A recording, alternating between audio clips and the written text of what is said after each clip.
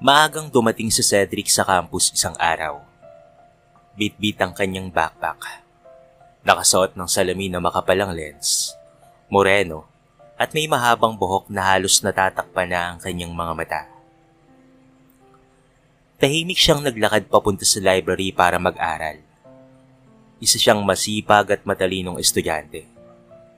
Ngunit madalas siyang tampuhan ng biro dahil sa kanyang porma.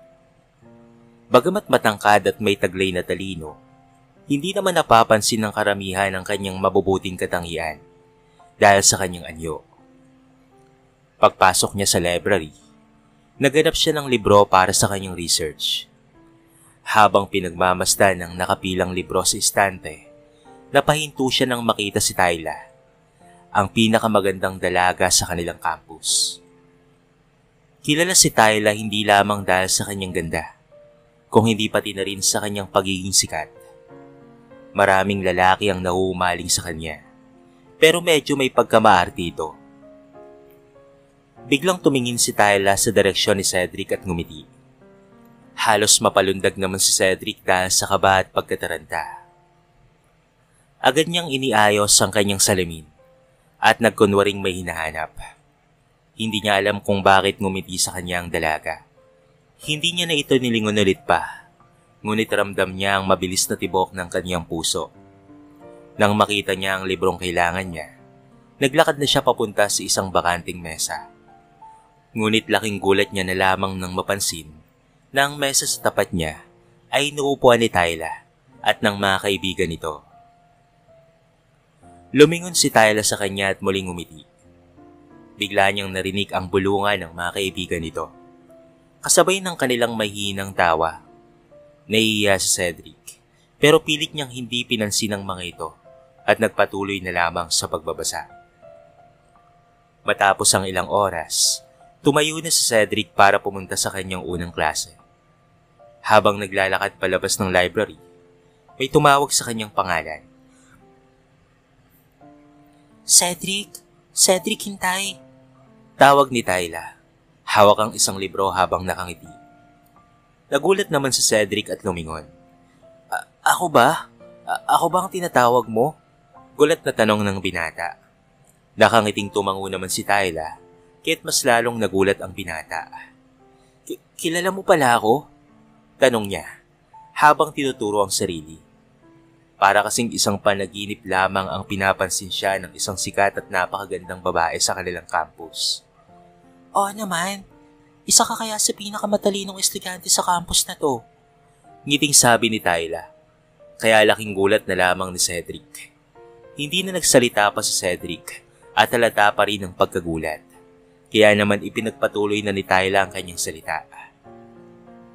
Ano kasi, pwede ba tayong sabay mag-lunch mamaya? Tanong ni Tyla, halatang nahihiya ngunit may tiwala sa kanyang sinabi. Halos tumigil ang mundo ni Cedric. Hindi siya makapaniwala sa narinig. Pero, okay lang naman kung ayaw mo. Nananaginip lang pa siya? Nakita niyang naghintay si Tyla ng sagot. Kaya dali-dali siyang nagsalita. Oo, sige. Nauutal niyang sagot. Lumapad ang ngiti ni Tyla. Talaga ba? Yay! Salamat ah. Kita tayo sa kantin mamaya ah. See you, Cedric. Tumango si Cedric habang pinapanood ang dalagang naglalakad papalayo. Hindi niya tuloy mapigilang mapaisip. Bakit kaya ako pinansin ni Tyla? Noon naman ay kahit lingon ay hindi niya ginagawa sa akin. Pagsapit ng lunch break, pumunta si Cedric sa kantin. Habang naghahanap ng mauupuan, iniisip niyang baka niloloko lamang siya ni Tyla. Kaya't bumili na lamang siya ng pagkain at humanap ng bakanting lugar. Matapos makabili ng ulam, ay nagsimula na siyang maghanap ng bakanting upuan nang bigla na lamang may tumapik sa kanyang balikat. Cedric! Masayang bati ni Tyla. Kakain ka na? Di ba sabi ko sa'yo kanina isabay tayong kumain? Nakangusong sabi ni Tyla na para bang nagtatampo kay Cedric. Nagulat naman si Cedric at ito ay napalingon. Akala ko kasi hindi ka na darating, sabi niya, halatang nahihiya rito. Natawa naman si Tyla. Ano ka ba? Siyempre darating ako no? Tara na, hanap tayo ng upuan. Naghanap nga sila ng mesa at sabay na naupo. Napili nilang umupo sa tabi ng bintana kung saan ay may magandang view. Dahil kitang-kita ang ganda ng kanilang school ground. Habang kumakain, tahimik lamang si Cedric. Pero hindi niya maiwasang mapansin ang madalas na pagsulyap ni Tyla sa kanya. Alam mo Cedric, biglang sabi ni Tyla. Matagal na kitang napapansin. Ang galing mo kasi sa klase eh. Sobrang sipag mo pa. Namula naman si Cedric. Thank you. Mahina niyang sagot. Ngumiti si Tyla.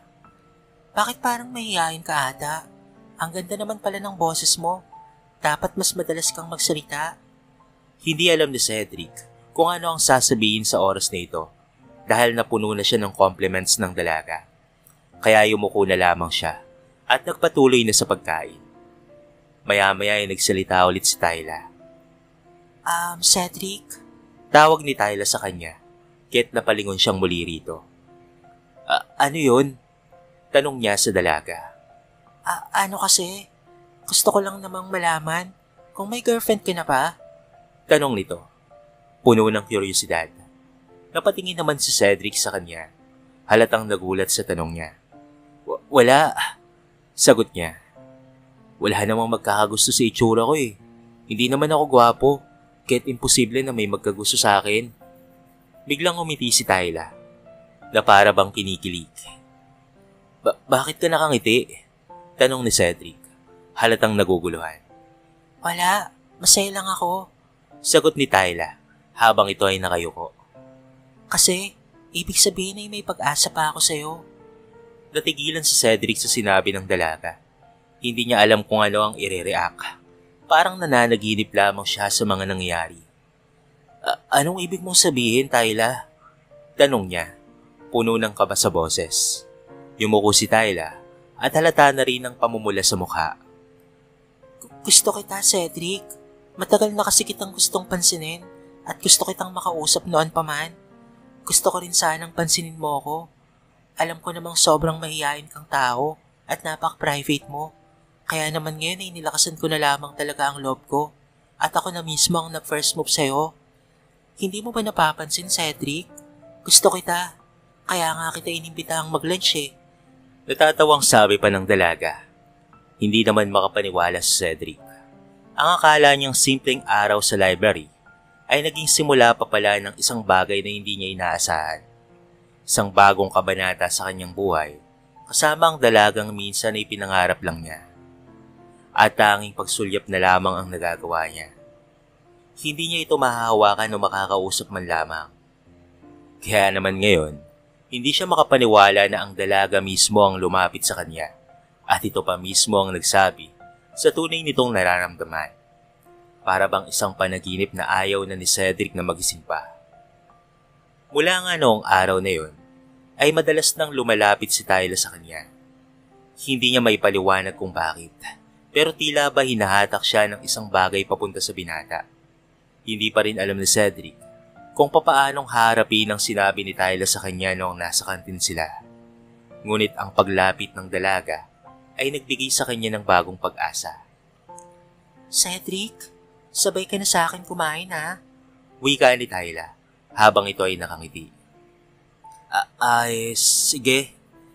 Nahihiya niyang tugon. Hindi siya sanay sa ganitong klaseng atensyon, lalo na mula sa isang kagaya ni Tyla.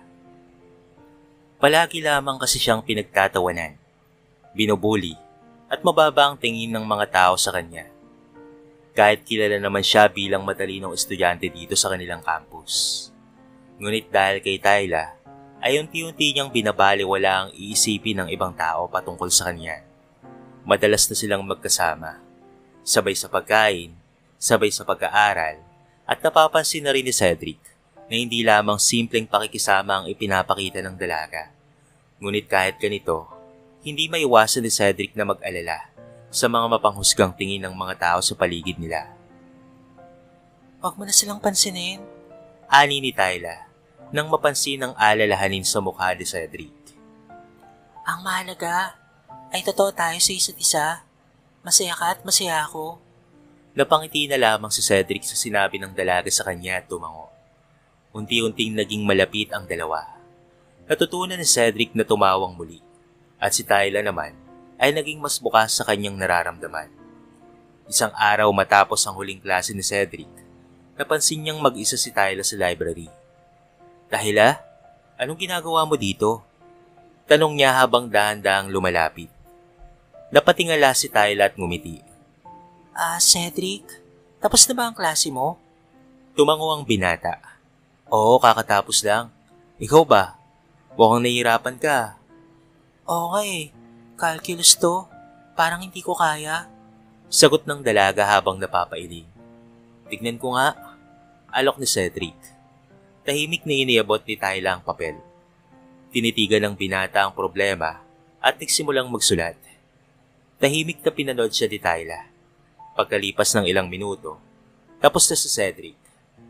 "Ayan, ganito lang yan," paliwanag niya, habang dahan-dahang ine-explain ng mga hakbang. "Ang galing mo talaga, Cedric." Wika ni Tyla, na may halong paghanga. "Ang dali lang palang intindihin kapag ikaw ang nagtuturo." Namula naman si Cedric at umiwas ng tingin. Ay, hindi naman. Simple lang naman talaga to." "Ang cute mo talaga kapag nahihiya. Namumula ka." Biro ni Tyla habang ito ay tumatawa. Napahawak si Cedric sa batok niya. Pilit na itinatago ang pagkapula ng kanyang mukha. Ngunit kahit nahihiya, ramdam niya ang kasiyahan na dulot ng pagiging malapit kay Tyla. Dahil dito, madalas nang ginagawa ni Cedric ang mga assignment at schoolworks ni Tyla, kaya hindi na siya humingi ng tulong. Isang araw, sinabi ni Tyla kay Cedric na birthday nito. "Ha? Birthday mo? Bakit hindi mo kaagad sinabi sa akin?" Tanong ni Tyla, tila nagtataka. "Pasensya na, Tyla. Wala naman kasi akong plano. Hindi naman kami nagdiriwang sa bahay." Sagot ng binata na may halong hiya. "Hindi pwede yan. Ako na ang bahala." Sabi ni Tyla na merong kumpiyansa. "Sumama ka sa akin. Mag-celebrate tayo." "Wag na. Sayang ang pera." Tanggi ni Cedric. "Huwag ka nang tumanggi, Cedric. Gusto ko lang na maging espesyal ang araw na to para sa'yo." Sagot ni Tyla habang hinahatak siya papunta sa isang restaurant. Pagdating nila sa restaurant, hindi maiwasan ni Cedric na mahiya. "Tyla, sigurado ka ba dito? Mukhang mahal ang pagkain dito." "Huwag kang mag-alala. Sagot kong lahat yan. Gusto kong maging masaya ka ngayon." Tugon ng dalaga na may ngiti sa labi. Habang naghihintay ng pagkain, dumating ang mga waiter na may dalang cake. Kasunod nito, sabay-sabay na nga nilang kinantahan si Cedric ng happy birthday. Napangiti ang pinata, kahit halatang nahihiya. Matapos ang kanta, ay nilapit na kay Cedric ang cake. "Mag-wish ka na." Sabi ni Tyla na may ningning sa mga mata. Napaisip si Cedric bago pumikit. Sana tumagal ang pagkakaibigan namin ni Tyla. Bulong niya sa sarili, bago inihipan ng kandila. Nagpalakpakan ng lahat at dumating na rin ang kanilang pagkain. "Salamat, Tyla. Ngayon lang ako nakaranas ng ganito," sabi ni Cedric habang nakatingin sa dalaga. "Wala yun, Cedric. Karapat-dapat kang maging masaya." Tugon ni Tyla. Masaya silang kumakain at nag-uusap. Ngunit biglang dumating si Christian, ang sikat na basketball player sa kanilang campus, kasama ang mga kaibigan ni Tyla. Napakayom ang mga kamao ni Christian at diretsong lumapit sa pwesto ni Tyla at Cedric. Agad namang tumayo ang dalaga sa gulat. "Anong ginagawa mo dito kasama yan?" Tanong nito na puno ng galit. "Christian, kalma ka lang. Birthday ni Cedric kaya sinamahan ko siya." Paliwanag ni Tyla habang sinusubukang pakalmahin ng binata. "Birthday? Hindi kasama sa plano yan. Bakit mo siya sinasamahan?" Sigaw ni Christian. "Plano?" Tanong ni Cedric na tila naguguluhan. Lumapit si Christian kay Cedric at sinabing, "Cedric, laro lang to. Dare lang nalapitan ni Tyla ang tulad mo. Gusto lang naming makita kung hanggang saan mo siya kayang paniwalaan. At isa pa, ginagamit ka lang niya para ikaw ang gumawa ng mga schoolworks niya at pati na rin mga assignments. Hindi mo ba alam na ako ang boyfriend ni Tyla at hindi niya ako ipagpapalit sa isang katulad mo lang?" Napahinto si Cedric. Hindi siya makapaniwala sa kanyang narinig. Tayla, totoo ba? Tanong niya, ngunit hindi sumagot ang dalaga. Umiiyak na lamang itong nakatingin sa kanya. Christian, tama na. Hindi mo kailangang sabihin yan. Pakiusap ni Tayla. Kailangan niyang malaman ng totoo, sagot ni Christian, bago inila si Tayla palabas ng restaurant. Sumunod ang mga kaibigan ni Tayla. Naiwan si Cedric na tulala at mag-isa. Nagulat ang mga tao sa paligid at napansin ni Cedric ang kanilang mga tingin. Agad niyang tinawagan ang waiter. Bakit take out na lamang ang mga pagkain? Dadalhin ko sa bahay. Mahina niyang sabi.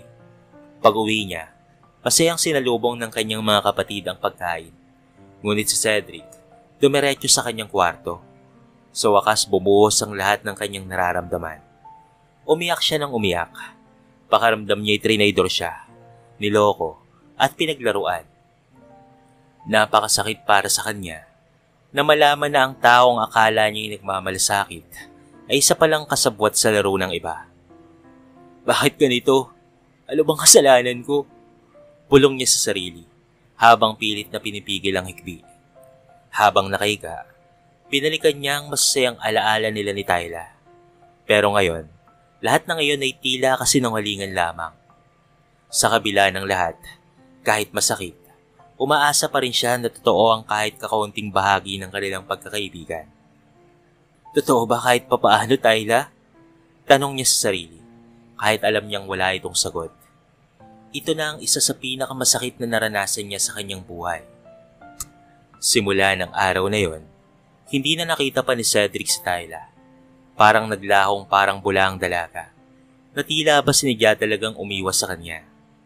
Ang mas masakit pa, kumalat sa buong eskwelahan ng katotohanan, na ginamit lang pala siya ni Tayla, na isa lamang biro ang lahat, isang dare ng mga kaibigan nito. Narinig mo na ba? Ginagamit lang daw si Cedric ni Tayla. Bulong ng isang estudyante habang dumaraan si Cedric sa pasilyo. Oo nga, ang tanga naman niya para magpapaniwala. Kahit ako hindi ako naniniwala na magkakagusto ang isang katulad ni Tayla sa kanya eh.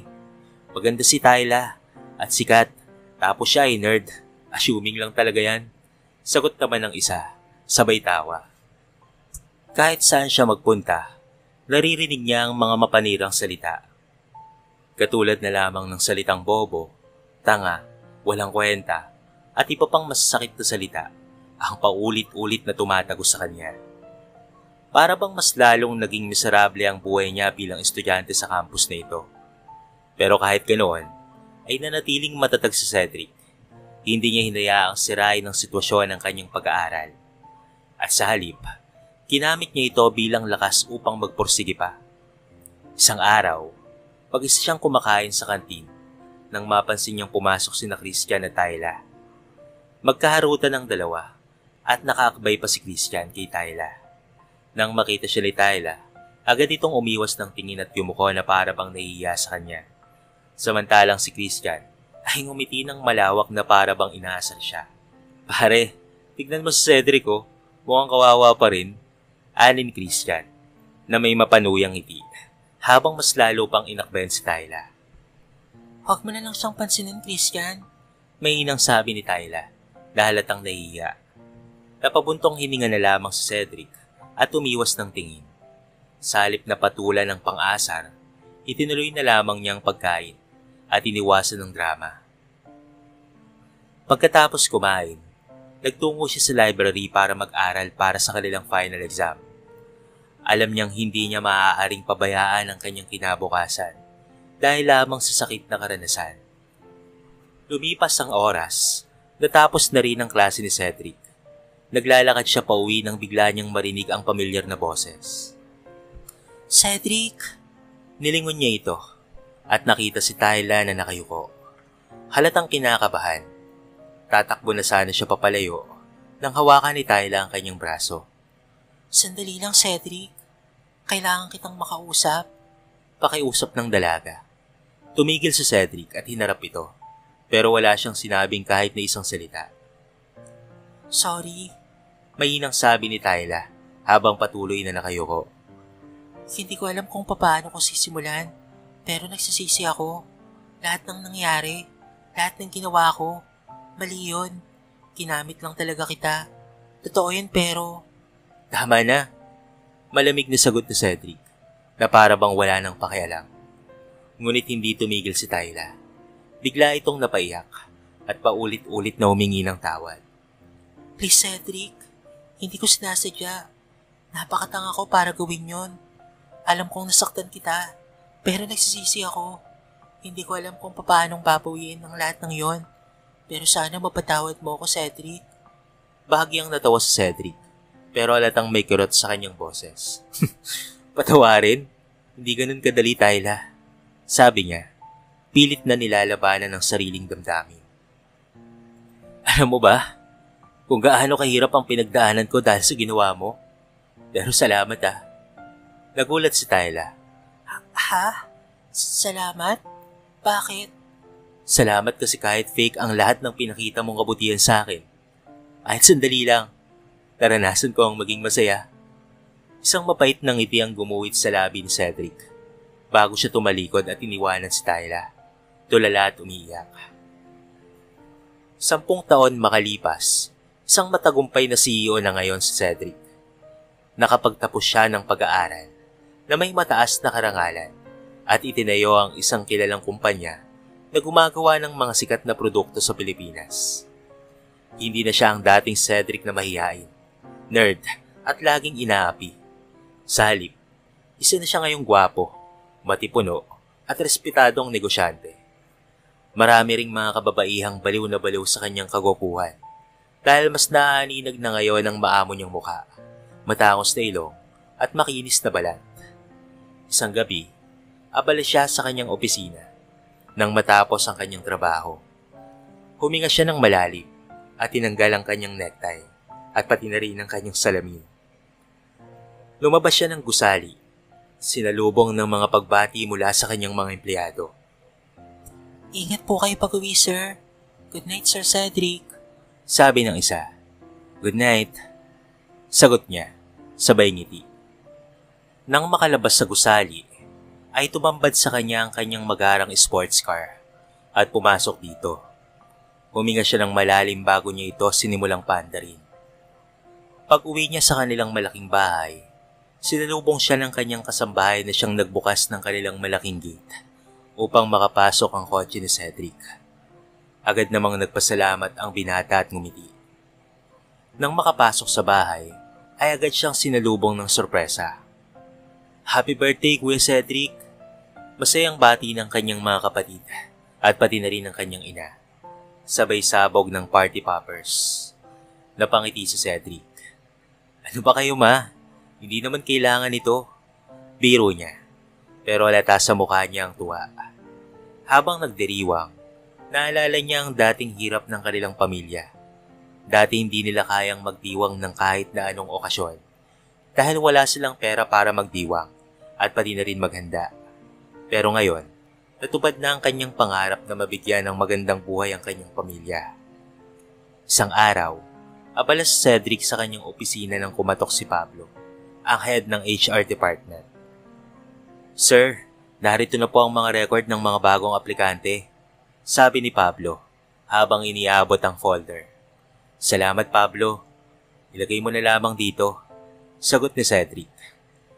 Mga reserve applicant na po yan. Karamihan po dyan, sir, ay nagustuhan na namin at naghihintay na lamang po kami ng plano nyo. Paliwanag pa ni Pablo, kaya tumango si Cedric. Nagpaalam naman si Pablo bago ito lumabas sa opisina.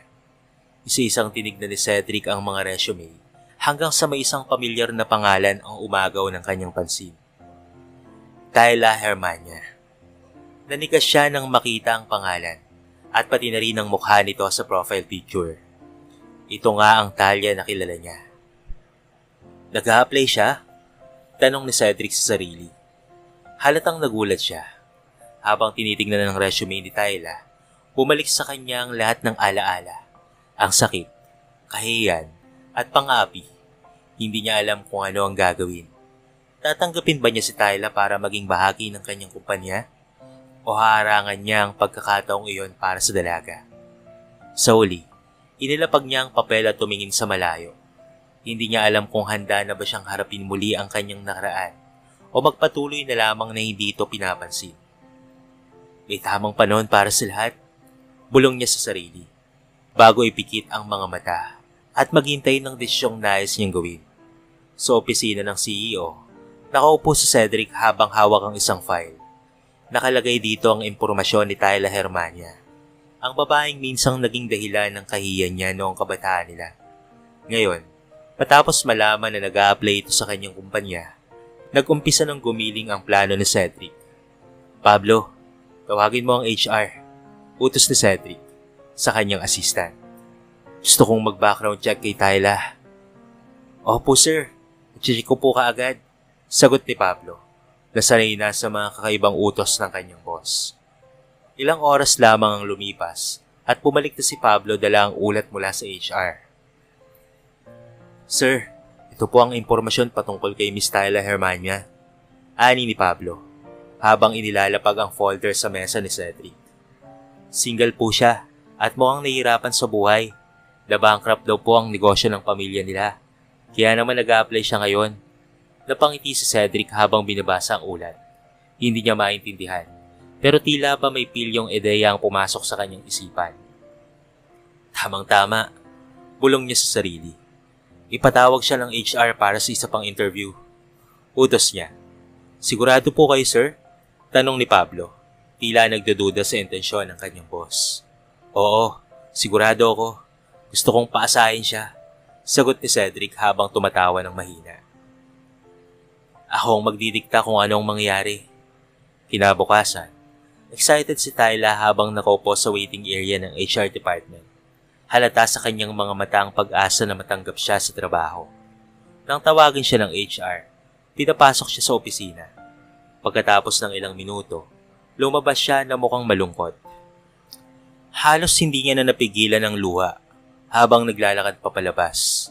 Sa opisina ni Cedric, abala siya sa pagtatanong kay Pablo. Anong reaksyon niya? Tanong niya. Naku sir, halos maiyak na siya. Napakabait naman daw po at magaling sabi ng HR. Sagot ni Pablo. Naaawa na nga raw sila sa babae dahil excited pa naman daw yun sa pagpasok at sa paghintay. Natawa ng malakas si Cedric. Tamang-tama, pero hindi pa dito nagtatapos ang lahat. Simula pa lang ito.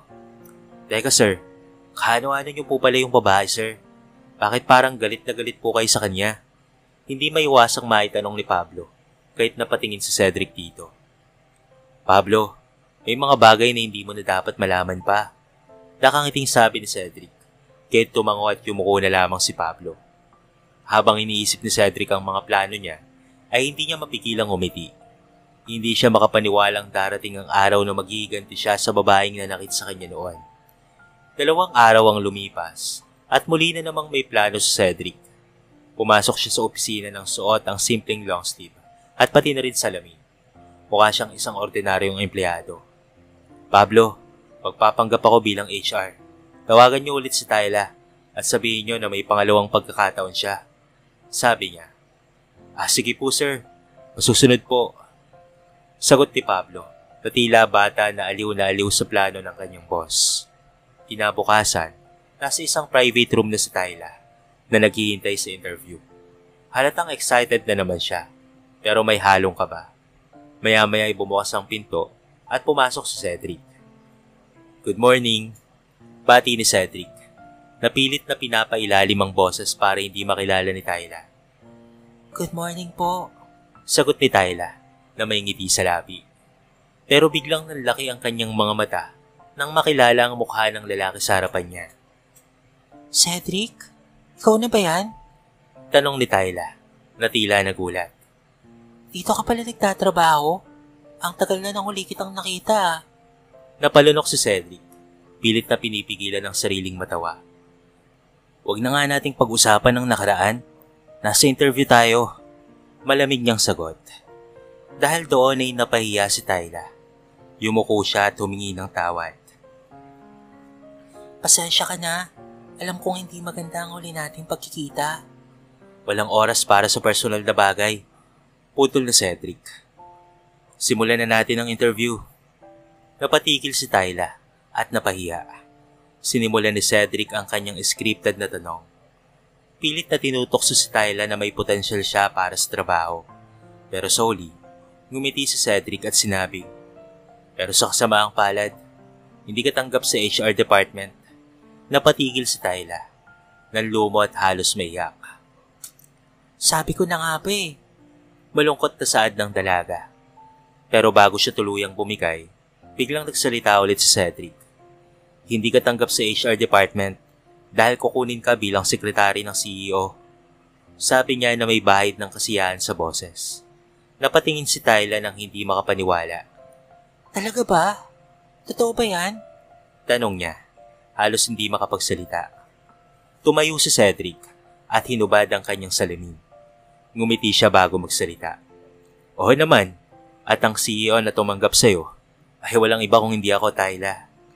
Nanlaki ang mga mata ni Tyla. Hindi niya alam kung ano ang sasabihin. Ikaw? Ikaw ang CEO sa kumpanyang ito? Hindi makapaniwalang tanong ni Tyla. Ngumiti si Cedric at may binulong sa sarili. Simula pa lamang to ng laro ko. Kung pinaglaruan mo ako noon, ngayon ako naman, Tyla. May sinasabi ka ba, Cedric? Tanong ni Tyla na halata ang pag-aalala sa boses niya. Wala naman. Gusto ko lang siguraduhin na makakabawi ako sa mga nangyari dati. Sagot ni Cedric na may mapanuksong ngiti. Natigilan si Tyla at napayuko. Ang bait mo talaga. Pero kakayanin ko ang trabaho, Cedric. Gusto ko lang ng bagong simula. Sagot ni Tyla na puno ng emosyon. Kung may nagawa akong mali noon, humingi ako ng tawad sa'yo. Hindi ko sinasadya yun. Napatingin si Cedric sa kanya. Tingnan natin kung ganon ka talaga kaseryoso. Malalaman natin sa mga susunod na araw, Tyla. Totoo ang sinasabi ko. Nakangusong sagot ni Tyla. Wala akong ibang hangad kung hindi ang magtrabaho ng maayos. Sana bigyan mo ko ng pagkakataon. Tahimik lamang si Cedric bago sumagot. Tignan natin kung papaano mong harapin ang mga darating na hamon. Pero tandaan mo, Tyla, ang mga desisyon ko ay may dahilan. Nagkatinginan sila at sa loob ng ilang segundo, naramdaman ni Tyla ang bigat ng sitwasyon. Ngunit sa kabila nito, nanatili siyang matatag. Salamat, Cedric. Pagtitiwala ako sa'yo. Sagot ni Tyla na may bahid ng pag-asa sa kanyang boses. Ngumiti si Cedric, ngunit sa loob-loob niya, alam niyang may mas malaki siyang plano para sa kanya. Para kay Cedric, ay hindi niya ito basta-bastang malilimutan. Kahit matagal na itong pangyayari ay nag-iiwan pa rin ito ng malaking sugat sa parte ng puso niya. Kinaumagahan, maagang pumasok si Cedric sa kanyang opisina. Pagdating niya sa lobby, napansin niyang naroon na si Tyla, nakaupo at naghihintay sa kanya. Lumapit si Tyla na may ngiti sa labi. Good morning, Sir Cedric. Bati niya ng masigla. Halata ang excitement sa mukha nito. Tumango lamang si Cedric, bagyang tumingin sa relo, at tuloy-tuloy na naglakad patungo sa elevator. Hindi man lamang siya nag-abala ng kahit isang salita. Agad namang sumunod si Tyla, ngunit bago pa man siya makalapit, ay sumara na ang pintuan ng elevator. Ano ba naman yan? Pero okay lang. Dahil umagang-umaga dapat hindi ako may stress. Napapikit si Tyla sa pagkadismaya. Huminga siya ng malalim at muling ngumiti. Wala na siyang magawa kung hindi ang hintay na lamang bumukas muli ang elevator. Pagbukas nito ay sumakay siyang mag-isa at tumuloy sa opisina ni Cedric. Pagpasok niya, agad siyang sinalubong ng malalim na boses ng kanyang boss. You are late, ani ni Cedric habang abala sa computer screen. Napakunot ng noo ni Tyla. Sir, kanina pa po ako dito sa kumpanya. Nakita naman po tayo sa baba, hindi ba? Paano po akong naging late? Nagtatakang tanong ng dalaga. Iniayos si Cedric ang pagkakaupo sa swivel chair at tumarap kay Tyla. Sa opisina ko nakabatay ang oras mo, Tyla. Kung nandito ka ng 8:10 at hindi 8, ay late ka na ng 10 minuto. Maliwanag ba? Seryoso niyang paliwanag. Napakanga si Tyla sa narinig. Hindi niya inaasahan na ganito pala kahigpit ang mga patakaran. Noted, sir. Sorry po. Sagot niya na lamang. Pilit na nilulunok ang hiya. Ipinakita ni Cedric ang mesa sa kaliwang bahagi ng kanyang opisina malapit roon sa bintana. Diyan ang pwesto mo bilang sekretary. Sana alam mo na ngayon ang dapat mong gawin. Tahimik na umupo si Tyla sa kanyang mesa. Habang abala si Cedric sa computer, hindi niya mapigilang pagmasdan ng kanyang boss. Para siyang bumalik sa college days nila. Ang masipag, matalino, pero tahimik na Cedric. Ngayon nga lang, mukhang mas pino na ito at magandang hairstyle. Makinis na balat at bagay na bagay rito ang eyeglasses nito. Napangiti si Tyla. Successful na talaga siya ngayon at CEO pa. Bulong niya sa sarili. Napansin ni Cedric ang titig niya. Kumunot ang kanyang noo at tinapunan siya ng malamig na tingin. Tyla, ipagtimpla mo nga ako ng kape. Utos niya. Ay sige po sir. Agad na tumayo si Tyla at nagtungo sa coffee machine. Sandali, gusto ko yung gawa talaga, hindi yung mula sa coffee machine. Dagdag pa ni Cedric. May cafeteria sa second floor. Dapat makabalik ka rito ng 5 minutes ha. Napanga si Tyla. 5 minuto? Pero wala siyang magawa kung hindi ang sumunod na lamang. Agad siyang nagmadaling lumabas at nagtungo sa elevator. Subalit puno ang elevator. At sa isang elevator naman ay nasa 32nd floor. Mas lalo siyang matatagalan. Kaya't napilitang gumamit ng hagdan si Tyla habang tumatakbo pababa. Halos kapusin siya ng hininga. Pagdating sa cafeteria, mabilis siyang nagtimpla ng kape. Pinilisan niya ang pag-akyat pabalik. Pero nang makarating siya sa opisina, 1 minuto na siyang late. Tinanggap ni Cedric ang kape ngunit na pang-uwi ito sa unang tikim. Black coffee? Ayoko nito. Gawa ka ulit. Utos niya. Pasensya na po sir. Ayusin ko na po. Sagot ni Tyla. Pilit na pinipigilan ng inis. Muling bumaba si Tyla para magtimpla ng kape. Nang makabalik siya, muli na namang napang-uwi si Cedric. Napakatamis naman ito. Gusto ko yung sakto lang. Hindi mapait, hindi matabang, at hindi rin matamis. Reklamo niya. Okay po sir. Sagot ni Tyla, na ngayon ay hingal na. Sa ikatlong pagkakataon, bumalik siya sa cafeteria at inulit ang proseso. Pakigawa po na sakto lang ang lasa. Ayaw niyo po ng mapait, matabang o matamis. Halos umiyak na pakiusap niya sa barista. Sa wakas, nagawa na rin ang tamang timpla. Bumalik siya sa opisina. Pawisan at pagod na. Ngunit pagkabigay niya ng kape, tumayo na si Cedric. Hindi ko naiinumin yan. May meeting ako.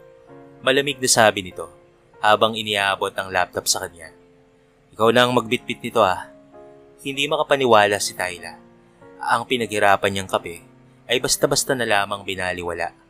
Pero wala siyang magawa. Sinundan niya si Cedric papunta sa meeting room. Dala ang laptop nito. Nagsimula na ang meeting sa silid. Tahimik si Tyla habang nagte-take down ng notes.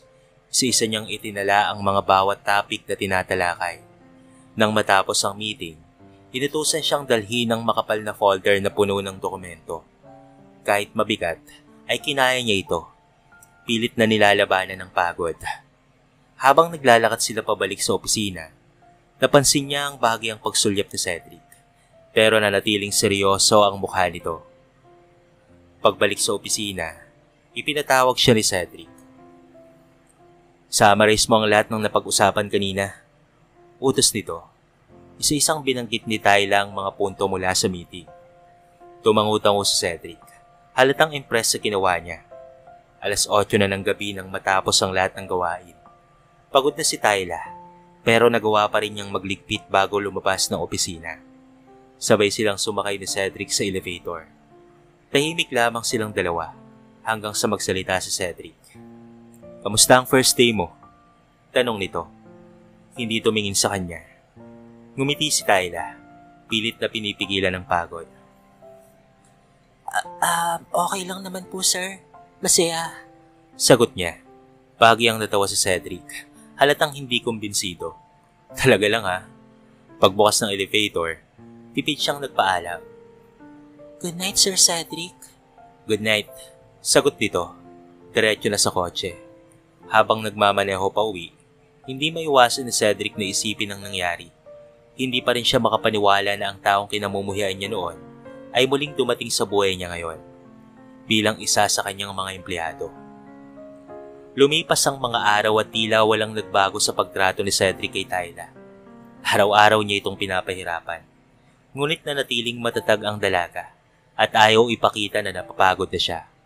Isang araw, muling nagkaroon ng meeting si Cedric kasama ang kanyang mga business partners. Nakaupo si Tyla sa tabi niya, abala sa pagtatala ng mahalagang detalye. Pinag-usapan nila ang bagong produktong ilalabas ng kanilang kumpanya.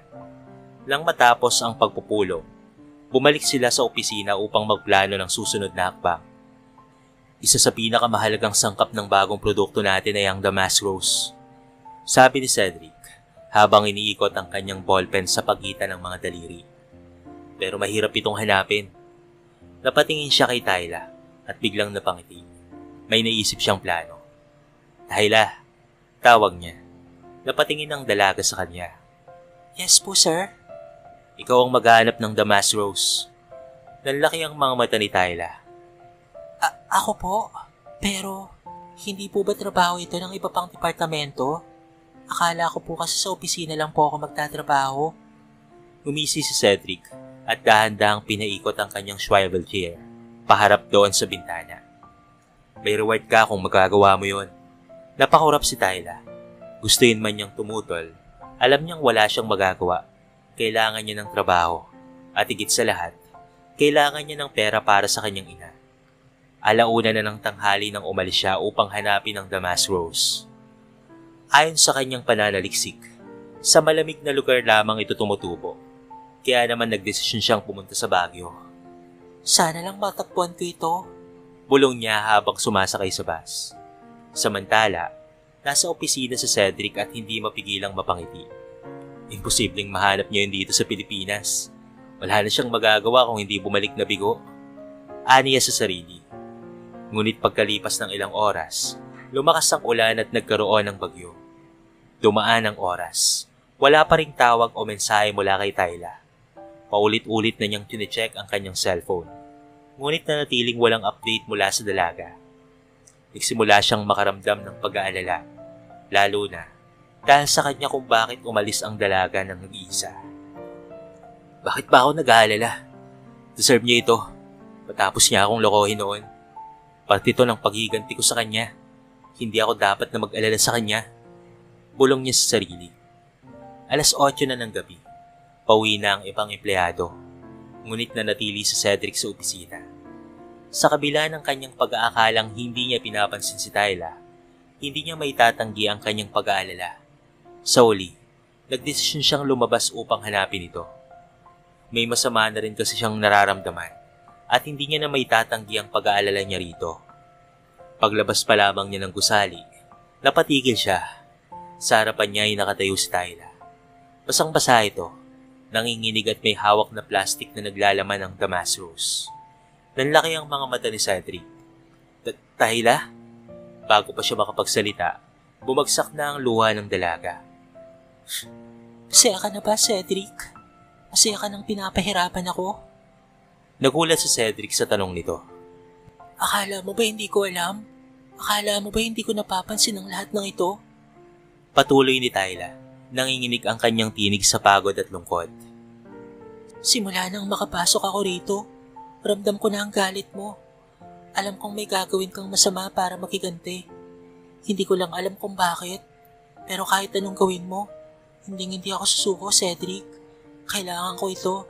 Kailangan kong kumita para sa mama ko. Napayuko si Cedric. Hindi niya inaakalang magiging ganito ang epekto ng kanyang ginagawa. Para siyang binuhusan ng malamig na tubig.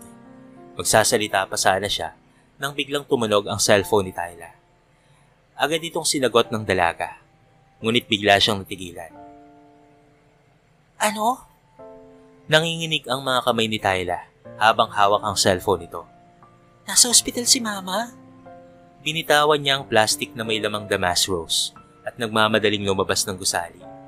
Agad siyang sinundan ni Cedric. Tyla, ano nangyari? Tanong niya. Inatake si Mama sa puso. Kailangan kong pumunta sa ospital ngayon din. Kailangan kong puntahan ng mama ko. Humahagulgol na sagot ng dalaga. Hindi nagdalawang isip si Cedric. Sumakay ka na sa kotse ko. Ihatid na kita. Dahil sa sobrang pagkataranta, agad namang sumunod si Tyla.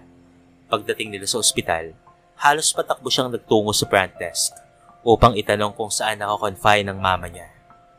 Nang malaman ng silid, mabilis siyang pumunta roon. Sa labas ng kwarto, sinalubong siya ng kanilang kapitbahay na si Summer. Tyla, Tawag nito sa kanya. Summer, anong nangyari kay mama? Okay na ba siya? Umiiyak na tanong ni Tyla. Inatake sa puso ang mama mo, Tyla. Dahil sa sobrang pag-aalala, hindi siya sanay na hindi ka umuwi o sumasagot ng tawag. Nakaramdam daw siya ng masamang pangitain. Nalumo si Tyla. Halos hindi siya makahinga sa sobrang takot. Si Cedric naman ay nanatili sa isang sulok, tahimik at puno ng pagsisisi. Kung hindi niya sana pinagtripan si Tyla, hindi sana mangyayari ito dahil sa ginawa niya ay napahamak patuloy ang ina ng dalaga. Ilang minuto ang lumipas at lumabas ang doktor. Stable na po ang kondisyon ng pasyente. Ani nito na may ngiti. Maaari niyo na po siyang dalawin. Halos manghina sa tuwa si Tyla. Pumasok siya sa silid at lumapit sa kanyang ina na mahimbing ngayong natutulog. Maraan niyang hinawakan ang kamay nito at hinalikan. Nandito na po ako, Mama. Sorry at hindi po ako nakauwi kaagad. Umiiyak na sabi ni Tyla. Sa labas, napuno ng guilt si Cedric. Hindi niya alam kung papaanong babawiin ang lahat ng nagawa niya kay Tyla. Bago umuwi, nagtungo siya sa hospital counter at hindi na nagdalawang isip na bayaran ang lahat ng gastusin sa pagpapa-ospital ng ina ni Tyla. Kahit papaano, gusto niyang makatulong. Pag-uwi ni Cedric sa bahay, nadatnan niya ang kanyang ina na nagkakape sa kusina. Nang mapansin ang matamlay na itsura ng kanyang anak, hindi nito maiwasang mag-alala. Cedric, may problema ba? Tanong ng nag-aalalang ina. Napabuntong hininga na lamang ang binata at umiling. Ginawa ko ang isang bagay na hindi ko dapat ginawa, Ma. Pinahirapan ko si Tyla. Nagulat ang ina niya. Anak, bakit? Napalunok si Cedric bago muling nagsalita. Akala ko, makakagaan sa loob ko ang pag-iigante. Pero ang totoo, wala itong naidulot na mabuti, Ma. Ngayon mas lalo akong nakaramdam ng bigat sa puso. Hinawakan ng kanyang ina ang kanyang kamay. Cedric, mabuti kang tao. Alam kong mabuti ka, anak. Hindi mo kailangang magkikante para maibsan ang sakit ng puso mo. Mas magandang magpatawad, anak. Mas makakagaan sa loob ang gumawa ng tama. Napayuko si Cedric.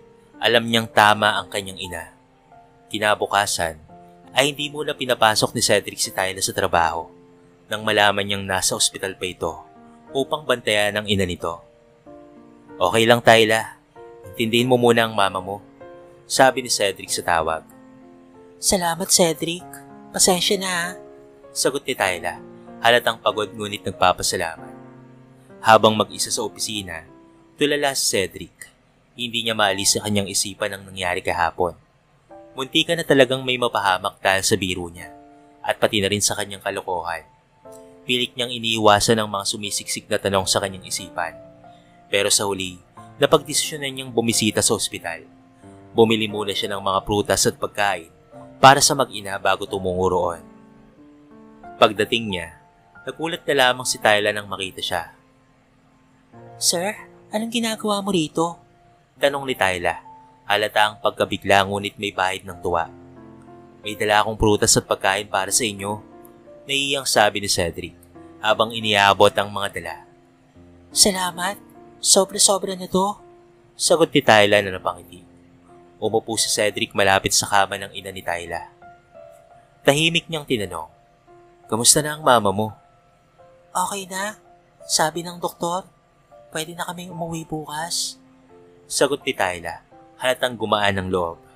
Napabuntong hininga si Cedric at tahimik na tumango. Buti naman kung ganun, bulong niya. Nagpasalamat si Tyla nang malaman niyang si Cedric ang nagbayad ng lahat ng gastusin sa ospital. Hindi ko alam kung paano kung mababayaran to, Cedric. Salamat talaga, ha. Kasalanan ko rin naman ang nangyari, kaya dapat lang na bumawi ako. Sagot ni Cedric. Halatang may pagsisisi.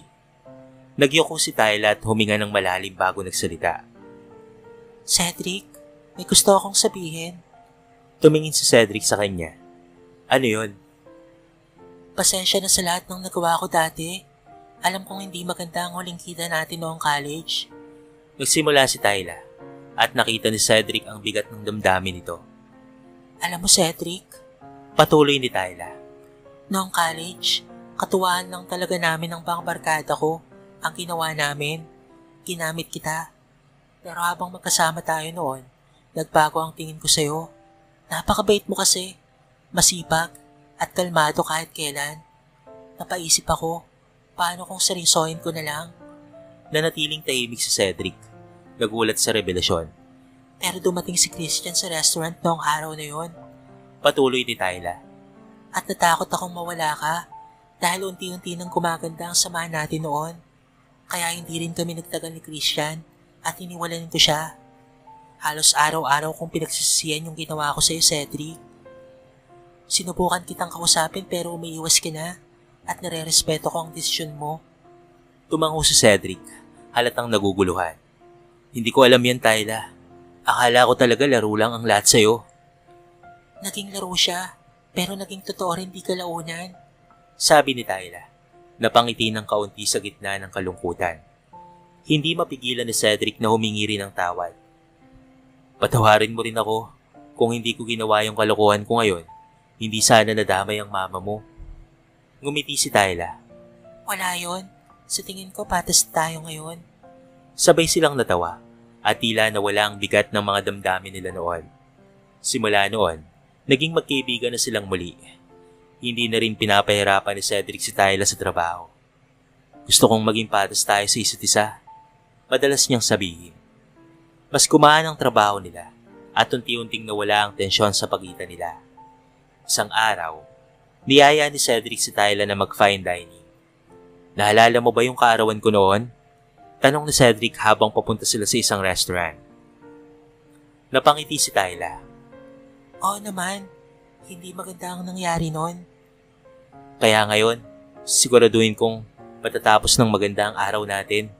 Sabi naman ni Cedric, kumpiyansa sa boses. Habang kumakain, masaya silang nagkikwentuhan patungkol sa trabaho at pati na rin mga plano sa buhay. Alam mo, Cedric, Sabi ni Tyla, hindi ko akalaing darating tayo sa ganito. Parang ang dami nating pinagdaanan, pero masaya akong nandito tayo ngayon. Tama ka, sagot ni Cedric. Isa ka sa mga pinakamagandang nangyari sa buhay ko. Pero syempre, may mga nangyari sa atin na hindi maganda. Pero alam kong nangyari yon para matuto tayo sa isa't isa. Tumango si Tyla at ngumiti. Tama ka, Cedric, at marami akong natutunan sa mga nangyari. Nakangiting sabi ni Tyla. Pagkatapos ng hapunan, inihatid ni Cedric si Tyla sa bahay. Pagbukas ng pinto ng kotse, mag-iliw siyang ngumiti. Nandito na tayo. Salamat, Cedric, ha? Nakangiting sabi ni Tyla. Nagkatitigan sila ng ilang segundo. Bigla na lamang naalala ni Cedric na crush niya dati si Tyla. Sobrang ganda nito na para bang hindi kumukupas ang kagandahan. Sa gitna ng pag-iisip ni Cedric, ay napalunok na lamang siya at nakaramdam ng mabilis na pagtibok ng kanyang puso. Napansin ni Tyla ang pagkapula ng kanyang mukha. Teka, parang bumalik ka sa pagiging estudyante, ah. Ang cute mo, namumula ka na naman. Natatawang sabi ni Tyla. Napahawak sa batok si Cedric. Pumasok ka na nga, malamig na oh. Tumawa si Tyla. Salamat ulit, Cedric. Ang saya-saya ko sa araw na to. Habang papasok si Tyla, pinagmasdan siya ni Cedric. Napangiti siya at nararamdaman ang kakaibang kaba sa dibdib. Napahawak siya rito. Tila sinusubukang maiintindihan ng nararamdaman. Pag-uwi ni Cedric, sinalubong siya ng kanyang ina. Good evening, ma. Bati ni Cedric sa ina. Mukhang maganda ata ang araw mo, anak, ha? Puna nito na may panunoksong ngiti. Naku, ma. Huwag na nga kayo. Natatawang sabi ni Cedric. Eh sus, kilala kita, anak. Pero mukhang inspired ka. Piro ng ina. Natawa si Cedric at nagpaalam ng papasok sa kwarto. O na nga, ma. Pero kailangan ko pong magpahinga. Mahaga pa po kasi ako bukas eh. Sabi ni Cedric habang umaakit sa hagdan. Tumango naman ang ina at kumaway pa na parang inaasar ang binata. Pagkapasok ni Cedric sa kwarto, ay huminga siya ng malalim. Mabilis niyang ibinagsak ang katawan sa malambot na kama at saka napaisip siya. Posible bang gusto ko na ulit siya? Tanong niya sa sarili habang napahawak sa dibdib. Umiling na lamang siya nang mapagtanto ang nasa isip niya. Ano ba itong iniisip mo, Cedric? Sabi niya sa sarili at napapikit. Pinilit niyang kalmahin ang sarili. Hindi pa pwede. Magulo ang lahat. Kailangan ko munang siguraduhin ang nararamdaman ko. Bulong niya bago tuluyang makatulog. Lumipas ang mga araw at naging maayos naman ang pakikitungo ni Cedric at Tyla sa isa't isa. Pero may isang bagay na bumabagabag kay Cedric. Tuwing mag-uusap sila ni Tyla, ay bigla na lamang siyang kinakabahan at hindi niya maintindihan kung bakit. Kapag magkalapit sila, bumibilis ang tibok ng puso niya. Pakaramdam niya ay para siyang bumalik sa pagkabata. Kinikilig at natataranta kapag nakaharap na niya ang kanyang crush. Minsan pa nga, hindi niya mapigilang mamula. Isang araw, niyaya siya ni Tyla. Cedric, sumabay ka na sa lunch. May adobo ko rito, niluto ni Mama. At sa sobrang dami, pinaganda ka na rin niya. Nagulat si Cedric sa sinabi ng dalaga. Lalo pang bumilis ang tibok ng kanyang puso. Ayaw niyang mahalata ni Tyla ang nararamdaman niya. Kaya't umiwas siya ng tingin at kunwari, naging abala sa laptop niya. Ganun ba? Busy kasi ako ngayon eh.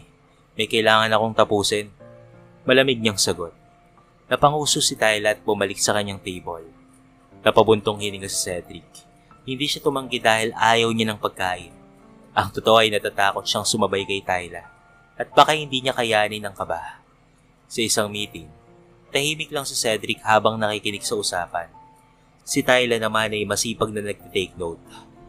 Nang matapos ang meeting, bumalik na si Cedric sa opisina habang nakasunod naman si Tyla. Pagkapasok sa opisina, agad na nagsummarize si Tyla ng napag-usapan sa meeting. Ngunit napansin niya na hindi siya inaharap ni Cedric. Nakatuon lamang ito sa kanyang laptop. Hindi katulad ng dati na nakikinig ito ng mabuti sa kanya. Ngayon, parang wala itong pakialam sa presensya niya. Sir, tapos na po akong magbigay ng mga summary ng meeting. Sabi ni Tyla, matapos niyang ipaliwanag ang mga detalye. Okay, sige. Salamat ha. Sagot na lamang ng binata nang hindi man lamang siya nililingon. Napayuko si Tyla. Hindi niya maiwasang makaramdam ng lungkot. Bakit parang nagagalit si Cedric sa kanya? May nagawa ba siyang mali? Akala niya okay na sila. Pero mula nang mag-dinner sila sa fine dining, ay bigla na lamang nagbago ang pakikitungo nito sa kanya. Hindi niya maiwasang mag-alala. Isang araw, nagulat na lamang si Tyla nang bigla siyang pansinin ni Cedric. Tyla, gusto mong ihatid na kita pa uwi? Tanong nito. Kapatingin ng dalaga sa kanya. Ha? Seryoso ka? Tumango si Cedric. Oo, tara na. Tumango rin si Tyla at sumunod sa kanya. Habang nasa kotse, tahimik lamang silang dalawa. Pakaramdam ni Tyla ay nagbago talaga ang pakikitungo ni Cedric sa kanya. Iniiwasan ba siya nito? Galit ba ito sa kanya? Dahil sa daming bumabagabag sa kanyang isipan, hindi niya na napigilan pa ang sarili at bigla na lamang siyang napaiyak. Napalingon si Cedric at nagulat. Tyla, bakit ka umiyak? Sa gitna ng kanyang paghikbi, napatitig si Tyla sa binata. Cedric, bakit hindi mo na ako pinapansin? Bakit parang iniiwasan mo ako? May nagawa ba akong mali? Natatakot ako na baka nagalit ka na naman sa akin. Napakagatlabi si Cedric. Bumilis na naman ang tibok ng kanyang puso. Ayaw niyang makita itong umiyak, pero hindi rin niya alam kung paanong ipapaliwanag ang kanyang nararamdaman. Sa halip na sumagot, nagdesisyon si Cedric na dumaan muna sa isang convenience store. Bakit tayo minto? Nagtatakang tanong ni Tyla habang pinapahid ang luha sa kanyang pisngi. May bibilin lang ako saglit, sagot ni Cedric at bumaba ng kotse. Pagbalik niya, may dala siyang 2 cup ng ice cream. Lika, tambay muna tayo sa park. Wala nang nagawa pa si Tyla kung hindi ang sumunod. Umupo sila sa isang bench at tahimik na kumain ng ice cream. Hanggang sa bigla na lamang nagsalita si Cedric. Sorry Napalingon si Tyla sa kanya, halatang naguguluhan. Ha? Bakit ka nagsusorry? Galit ka ba sa akin? Tanong niya. Umiling si Cedric at kinain ng isang scoop ng ice cream. Pero hindi pa rin siya nagsasalita. Kaya't mas lalong nag-alala si Tyla at inis na tumayo kaharap sa binata. Cedric, bakit hindi mo na ako pinapansin? Akala ko okay na tayo. Bakit parang may galit ka pa rin sa akin? Sunod na tanong ni Tyla. Sabihin mo nga sa akin kung anong problema mo. Napatingin sa kanila ang ibang mga tao sa park na para bang inaakala nilang binasted si Tyla ng binata. Lalo pang lumakas ang higpi ni Tyla dahil sa sobrang hiya. Tumayo si Cedric at hinawakan ang balikat ni Tyla upang patahanin ito. Shh! Tyla, hindi ako galit sa'yo. Napatingin ang dalaga sa kanya. Ang mga mata ay puno rin ng luha. Bakit umiiwas ka sa akin? Napabuntong hininga si Cedric at tumupo ulit sa bench. Pinagmasdan niya ang magandang mukha ni Tyla at doon niya napagtanto na wala na siyang takas. Tyla, gusto kasi kita. Natulala si Tyla. Hindi siya makapaniwala sa narinig. Kung hindi mo ako gusto, okay lang. Pero gusto ko lang malaman mo na lately, hindi ko maintindihan ang sarili ko. Tuwing kaharap kita, kinakabahan ako. Bumibilis ang tibok ng puso ko. Para akong bata na first time na magka-crush. Amin ni Cedric sa kanya. Natahimik si Tyla at nagkatitigan silang dalawa. Ngayon na pagtanto ko na, hindi lang basta crush ang nararamdaman ko sa iyo, Tyla. Gusto talaga kita at hindi ko kayang itago pa. Natahimik si Tyla, hindi alam kung paanong sasagot. Hindi niya rin may paliwanag ang nararamdaman niya. Ilang segundo silang nagkatitigan hanggang sa umiwas ng tingin si Tyla. Maya-maya ay napatingin siya sa relo at napasabi ng, Gabing-gabi na pala, baka nag-aalala si Mama. Mas mabuti sigurong umuwi na tayo. Tumango si Cedric pero halatang may iniisip pa rin siya. Tahimik silang sumakay ng kotse at nagpatuloy ang awkward na atmosphere sa pagitan nila. Nang makarating sa bahay ni Tyla, handa na siyang bumaba nang bigla na lamang nagsalita si Cedric. Seryoso ako sa sinabi ko sa iyo kanina, Tyla. Hindi yun biro. Natigilan si Tyla pero sa halip na sumagot ay ngumiti lamang siya. Good night, Cedric. Mag-ingat ka sa biyahe, ha? Pagkasabi nun, bumaba na siya ng kotse at pumasok sa bahay. Habang minamaneho ang sasakyan, hindi mawala sa isipan ni Cedric kung tama ba ang timing ng pag-amin niya. Bakit wala siyang sinabi patungkol sa feelings niya? Napailing siya. Pero ayos lang, kahit hindi niya ako magustuhan. Ang mahalaga ay nasabi ko na ang totoo. Sa kabila ng pag-aalala, hindi mapigilang umiti. Masaya siyang kasama si Tyla. At ngayon, handa na siyang maghintay kung kailan ito magiging handa na sagutin ang nararamdaman niya. Kinaumagahan, napansin ni Cedric na si Tyla na naman ang umiiwas sa kanya. Natawa na lamang ang binata at napailing. Parang nagkapalit lang tayo ah. Bulong niya sa sarili habang pinagmamasdan ng dalaga. Hindi na napigilan pa ni Cedric ang kanyang sarili, kaya siya na mismo ang gumawa ng first move. Minsan, inaasar niya si Tyla at napapansin niyang natataranta ito at namumula sa iya. Isang beses habang abala ang dalaga sa kanyang mesa, lumapit siya nang hindi ito namamalayan. Mas inilapit pa niya ang mukha sa likuran ni Tyla at marahang bumulong. Kailangan mo ba ng tulong? Sa sobrang gulat, munti ka nang mahulog sa upuan si Tyla. Ay nako, kaya ko na ito. Nauutal niyang sagot habang mabilis na iniayos ang sarili. Tumango si Cedric na may mapanuksong ngiti. Sige, pero kung kailangan mo ng tulong ko nandito lang ako. Pagkatapos nun, bumalik siya sa kanyang upuan na may bahagyang tawa.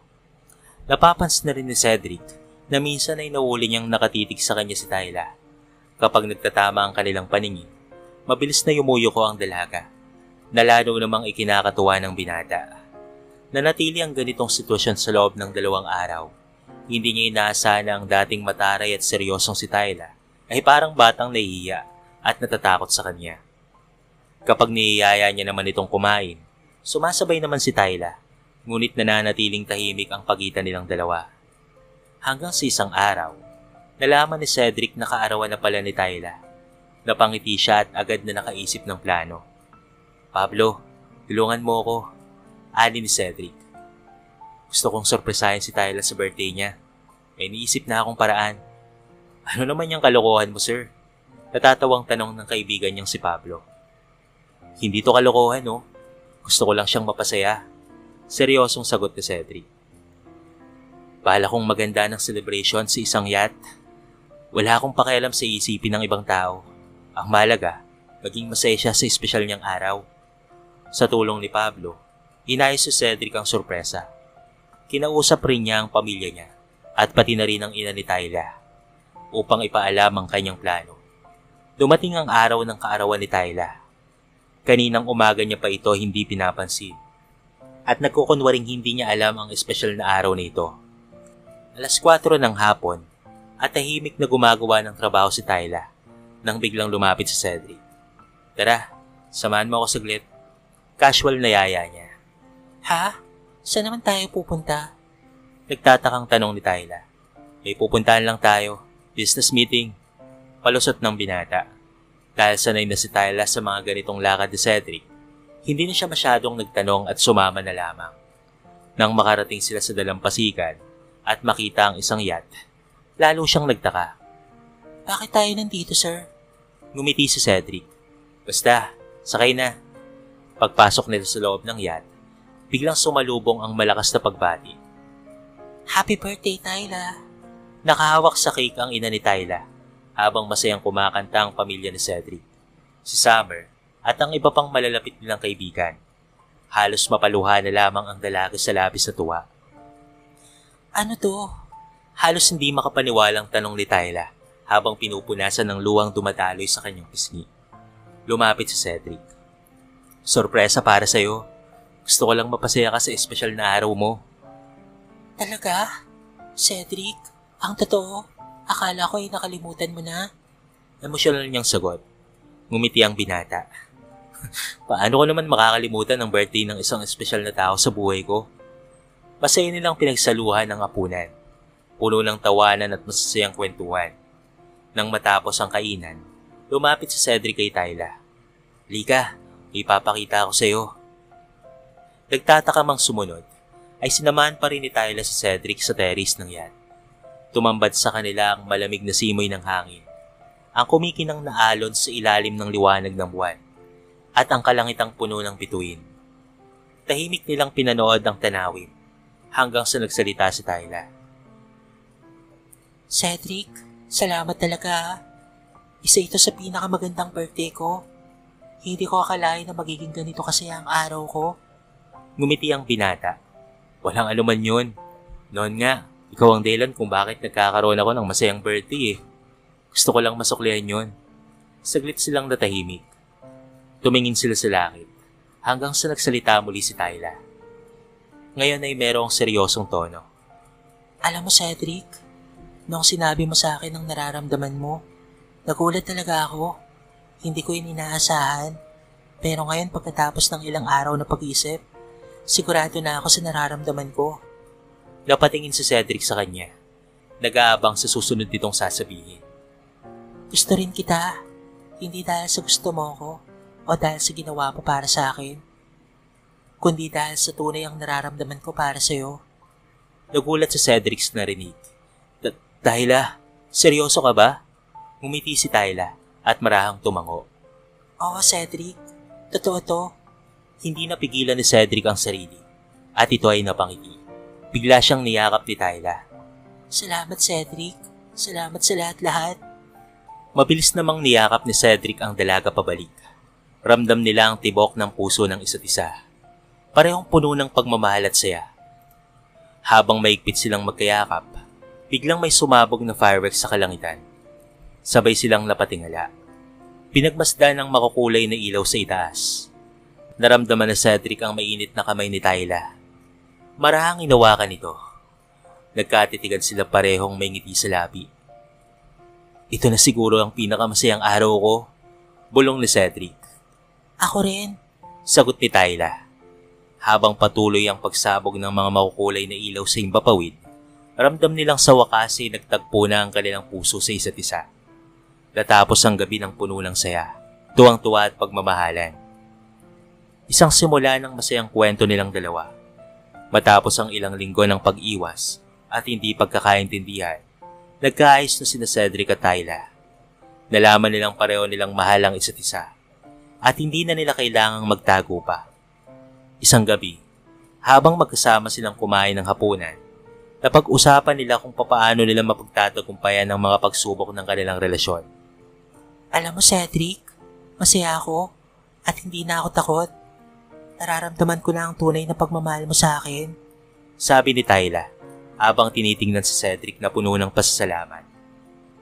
Wala akong ibang nais kung hindi ang maging masaya ka, Tyla. Hindi ko akalain na darating tayo sa puntong ito, pero nandito tayo ngayon at walang makakapigil sa ating pagmamahalan. Sagot ni Cedric, sabay abot ng kamay kay Tyla. Nagpatuloy sila sa kanilang pag-uusap at hindi na nila iniisip kung ano ang sasabihin ng iba. Nakalimutan nila ang mga chismis at mga usap-usapan patungkol sa kanilang relasyon dahil alam nilang mas importante ang pagmamahalan nila sa isa't isa. Ang bawat isa sa kanilang mga kasamahan sa trabaho ay naging tahimik na rin.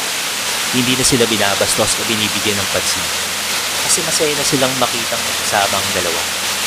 Isang gabi, isang espesyal na kainan ang inihanda ni Cedric. Pinakilala niya kay Tyla ang isang ideya na naging simula ng isang bagong kabanata ng kanilang buhay. Tyla, gusto ko sanang magplano ng isang dinner.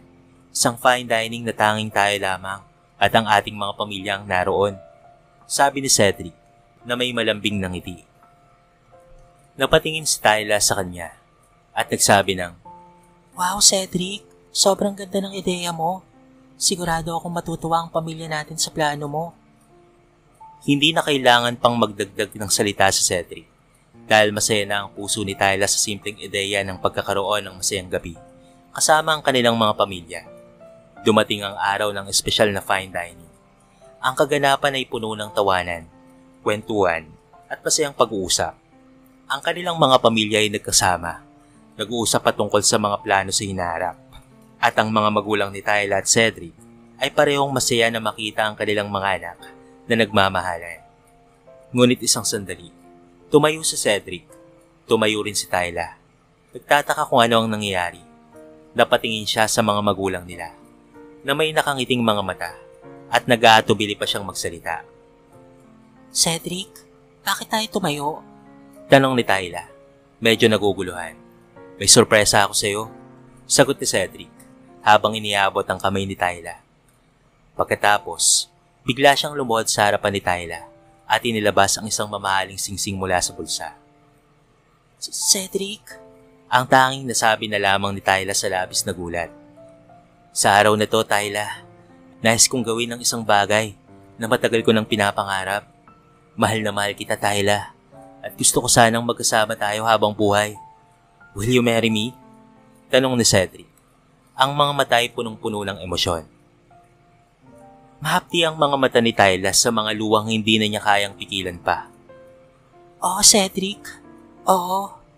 Sumagot siya, kahit nagpalakpakan ng kanilang mga pamilya. Puno ng kagalakan at pagmamahalan ng puso nila. Ang araw na iyon ay naging simbolo ng isang bagong pag-ibig, ng pagpapatawad at ng masayang simula para sa kanilang buhay. Lumipas ang ilang buwan at natuloy na rin ang kanilang kasal. Ang mga tao na malapit sa kanilang buhay ay naroon. Ang mga kasamaan sa trabaho, ang kanilang mga pamilya at pati na rin mga kaibigan. Habang naglalakad si Tyla sa aisle, dama niya ang bawat hakbang ng kaligayahan. Ang kanyang puso ay puno ng saya at hindi niya kayang pigilan ang mga luha ng kaligayahan. Nakikita mo ba, Cedric? Para akong isang prinsesa sa araw na to. Sabi ni Tyla nang makita ang kanyang sarili sa harap ng simbahan. Ang mga tao sa paligid ay may ngiti sa kanilang mga mukha. Nang dumating siya sa harap ni Cedric, inabot ni Cedric ang kanyang kamay at nagdikit ang kanilang mga palad. Sa wakas, Tyla, magpapakasal na tayo at magsasama habang buhay, sabi ni Cedric, puno ng pagmamahal. Ang kasal nila ay hindi lamang basta isang seremonya, kung hindi isang saksi sa kanilang pagmamahalan at sa kanilang mga pangarap na magiging magkasama habang buhay. Ang bawat isa sa kanila ay may mga pangarap at si Tyla ay handang maglakbay kasama si Cedric sa bawat hakbang ng buhay. Ang kanilang buhay bilang mag-asawa ay naging perpekto. Nagsimula silang magtulungan sa pagbuo ng kanilang pamilya at kalaunan ay nabiyayaan sila ng isang anak na babae. Ang kanilang buhay ay puno ng aral, pagmamahal at pati na rin saya. Si Cedric ay hindi na humiling pa ng iba. Ang buhay natin ngayon ay mas maganda kaysa sa inaasahan ko. Salamat Tyla. Hindi ko akalain na darating tayo sa puntong ito. At ang pinakamahalaga, tayo ay magkasama ngayon. Sabi ni Cedric habang tinitingnan si Tyla at ang kanilang anak. Para sa ating lahat, Cedric, ang tunay na kaligayahan ay nasa pagmamahalan at sa pagtanggap ng isa't isa. Sagot ni Tyla. Ang aral ng kwentong ito ay patungkol sa pagpapatawad, sa pagtanggap ng isa't isa, at sa pagpapahalaga sa pagmamahal ng pamilya. Sa kabila ng lahat ng pagsubok, natutunan nilang mangyari ang kanilang mga pangarap kapag nagsama sila sa hirap at ginhawa. Puno ng mga aral na hatid ng kanilang buhay. Naging masaya sila at nagpatuloy sa pagbuo ng mas magandang bukas. Ang kwentong ito ay nagpapaalala sa atin na ang tunay na kaligayahan ay hindi sa material na bagay, kung hindi sa pagmamahal at pagtanggap ng pamilya, at higit sa lahat, sa pagmamahal sa isa't isa.